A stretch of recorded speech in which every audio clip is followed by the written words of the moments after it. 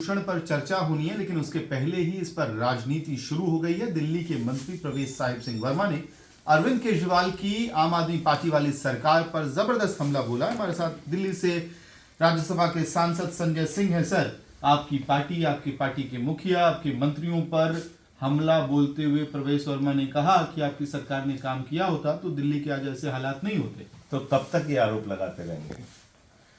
कब तक अरविंद केजरीवाल को आरोपित करते रहेंगे? आज आम आदमी पार्टी की सरकार कहाँ है? पंजाब में, हरियाणा में किसकी सरकार है? बीजेपी की। दिल्ली में किसकी सरकार है? बीजेपी की। केंद्र में किसकी सरकार है? बीजेपी की। एमसीडी में किसकी सरकार है? बीजेपी की। उत्तर प्रदेश में किसकी सरकार है? बीजेपी की। तो मैं ये कहना चाहता हूं कि एक खुली डिबेट रखिए। अगर हिम्मत है भारतीय जनता पार्टी के लोगों के अंदर तो खुली चर्चा इंडिया गेट पर रखिए।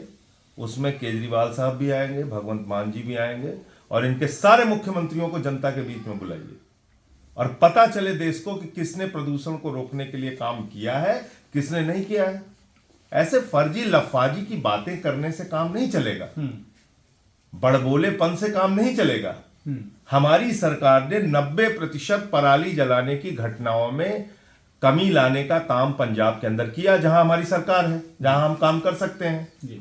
दिल्ली में आपने 11 साल तक हमको आरोपित किया और फिर उसके बाद अब आपको फिर नया मौका लग गया है कि फिर आरोपित करने के लिए। बकायदा फाइलों तो अपने गुनाहों को, अपने पापों को छिपाने के लिए आप ये बातें करना बंद कीजिए। दिल्ली के प्रदूषण से वास्तव में अगर सरकार निपटना चाहती है तो राज्यों के साथ कोऑर्डिनेशन बनाकर एक अस्थाई इसका समाधान निकालने के लिए प्रयास क्या हो सकते हैं उसके बारे में चर्चा कीजिए। लेकिन वो बकायदा हर साल सिर्फ और सिर्फ एक व्यक्ति को आरोपित करना वो ठीक नहीं है। फाइलों की लिस्ट लेके आ रहे हैं, कह रहे हैं कि देखिए हमने इतना काम किया। सौरभ तो भारद्वाज इंडिया गेट पे रखिए ना, मैट्रिक्स के बजाय ये सब इंडिया गेट पे खुली चर्चा रखिए। भाई जनता के प्रतिनिधि है ना, क्यों भाग रहे हैं जनता से?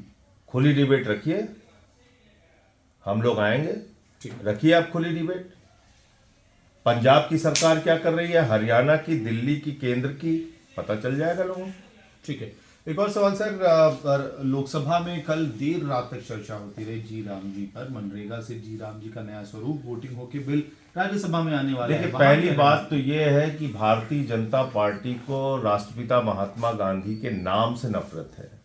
इन लोगों ने राष्ट्रपिता महात्मा गांधी की हत्या की है, इनके पुरखों ने। तो इसीलिए ये तो गोडसेवादी लोग हैं, तो गांधी जी का नाम कैसे बर्दाश्त कर सकते थे। दूसरी बात यह है कि आप इस योजना का नाम चाहे जितना भी बदल लीजिए, लेकिन इस योजना की आत्मा को आपने मार दिया। कैसे मार दिया?